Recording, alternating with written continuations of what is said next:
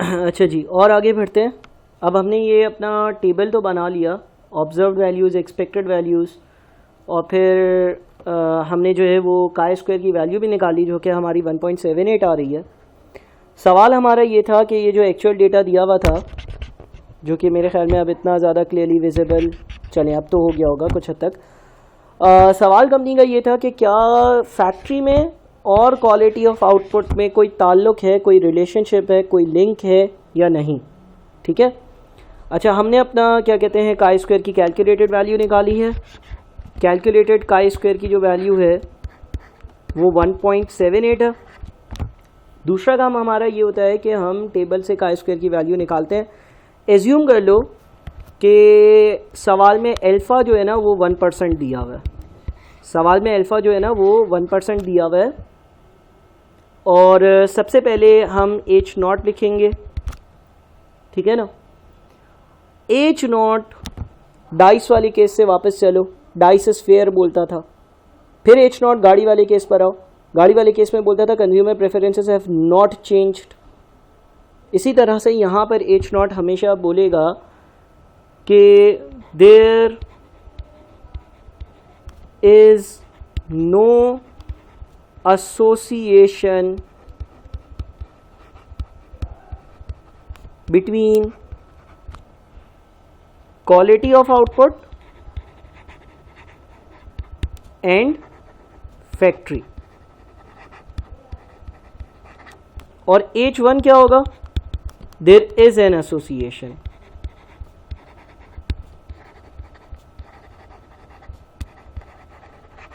और हमेशा वो रूल रिकॉल करा करो, H0 और एक्सपेक्टेड साथ साथ चलता है। H0 क्या बोलता है कि क्वालिटी में और फैक्ट्री में कोई ताल्लुक नहीं है। एक्सपेक्टेड का टेबल भी क्या बोलता है, कहीं से भी चीज़ें उठा लो, 12% चीज़ें अनसेटिस्फैक्ट्री की क्वालिटी की होंगी, चाहे वो फैक्ट्री हो चाहे वो फैक्ट्री भी हो, कोई भी ताल्लुक नहीं है फैक्ट्री में और अनसेटिस्फैक्ट्री क्वालिटी के तादाद में। इसी तरह से satisfactory quality through out the factory 52% जो है ना मिलेगी आपको, चाहे वो फैक्ट्री ए हो चाहे वो फैक्ट्री बी हो। इसी तरह से गुड क्वालिटी की 36% चीज़ें होंगी, चाहे वो फैक्ट्री हो चाहे वो फैक्ट्री बी हो। यानी कि हमेशा एक्सपेक्टेड और H0 साथ साथ चलता है। H0 तब सही होता है जब काई स्क्वायर की कैलकुलेटेड वैल्यू टेबल वाली वैल्यू से कम आए। कैलकुलेटेड वैल्यू टेबल वाली वैल्यू से तब कम आएगी जब A और E या O और E करीब करीब हो। E और H0 साथ साथ चलता है। ये सारी चीज़ें बार बार रिवाइज़ करो, रिकॉल करो, पिछली वीडियो लेक्चर्स को दोबारा से देखो और इसकी अंडरस्टैंडिंग को डेवलप करो। ठीक है। अच्छा, अब एक और कहानी है कि हम जब अपना काई स्क्वायर का टेबल देखते हैं, एक तो हमें अल्फ़ा चाहिए होता है, वो 1% है। दूसरा हमें चाहिए होता है डिग्रीज ऑफ फ्रीडम। अब जनरली डिग्रीज ऑफ फ्रीडम अभी तक कैलकुलेट होता हुआ आ रहा था n-1 से, लेकिन जब हमारे पास कंटिंजेंसी टेबल होगा, जब हमारे पास कंटिंजेंसी टेबल होगा,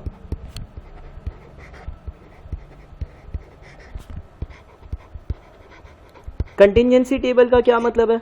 कंटिंजेंसी टेबल का मतलब ये है कि टेस्ट ऑफ एसोसिएशन वाले केस में जो ये टेबल बनता है, unsatisfactory quality, satisfactory quality, good quality, factory A, factory B, ऐसा टेबल बना हुआ था ना। इस टेबल में जो इन्फॉर्मेशन थी, इस तरह के टेबल को जो मैट्रिक्स की तरह का नज़र आए, इसको हम कंटिंजेंसी टेबल कहते हैं।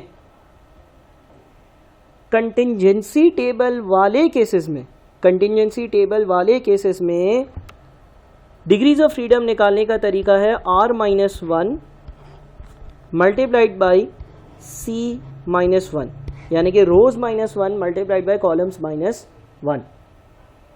तो अब इस सवाल में क्योंकि कंटिंजेंसी टेबल बना हुआ है, कंटिंजेंसी टेबल बना हुआ है, तो हमारा जो डिग्रीज ऑफ फ्रीडम होगा वो होगा R-1। कितनी रोज है? 2 रोज है। 2-1 मल्टीप्लाइड बाई कितने कॉलम्स हैं? 3 कॉलम्स हैं, C1, C2, C3। तो ये बन जाएगा 2-1 इज़ 1 मल्टीप्लाइड बाई 3-1 यानी कि 2 बन जाएगा। ठीक है। तो डिग्रीज ऑफ फ्रीडम कितना होगा? डिग्रीज ऑफ फ्रीडम हमारा होगा 2। डिग्रीज ऑफ फ्रीडम कितना होगा? डिग्रीज ऑफ फ्रीडम 2 होगा। अल्फ़ा कितना होगा? अल्फ़ा 1% होगा। अब चलते हैं अपने काई स्क्वायर के टेबल पर। डिग्रीज ऑफ फ्रीडम जो है वो 2 हो और अल्फ़ा जो है वो 1% हो, तो ये कितना आता है 9.21। तो अब हम अपने पास यहाँ पर सवाल पर आते हैं। 9.21, ये 9.21 है जिसको हम कट ऑफ वैल्यू भी कहते हैं। ये एरिया कौन सा होता है? Area of rejection. ये एरिया क्या होता है? Area of acceptance. ठीक है ना। अच्छा, अब क्या करेंगे भाई, हमारे जो कैलकुलेटेड आंसर है वो कितना है? 1.78। 1.78 यहाँ कहीं आएगा, एरिया ऑफ एक्सेप्टेंस में फॉल करता है।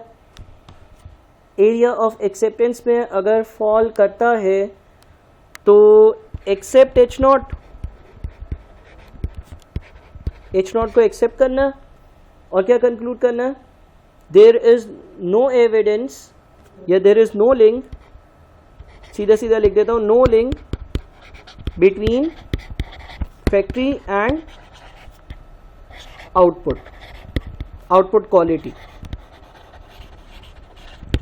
और अगर हमारी ये कैलकुलेटेड वैल्यू 9.21 से ज़्यादा आ जाती तो हम कहते कि देयर इज़ अ लिंक। ठीक है भाई। तो यहाँ पर ये एग्जाम्पल ख़त्म हुई। अब हम एग्ज़ाम का एक क्वेश्चन करते हैं, मज़ीद प्रैक्टिस करते हैं और आगे बढ़ते हैं। बहुत शुक्रिया।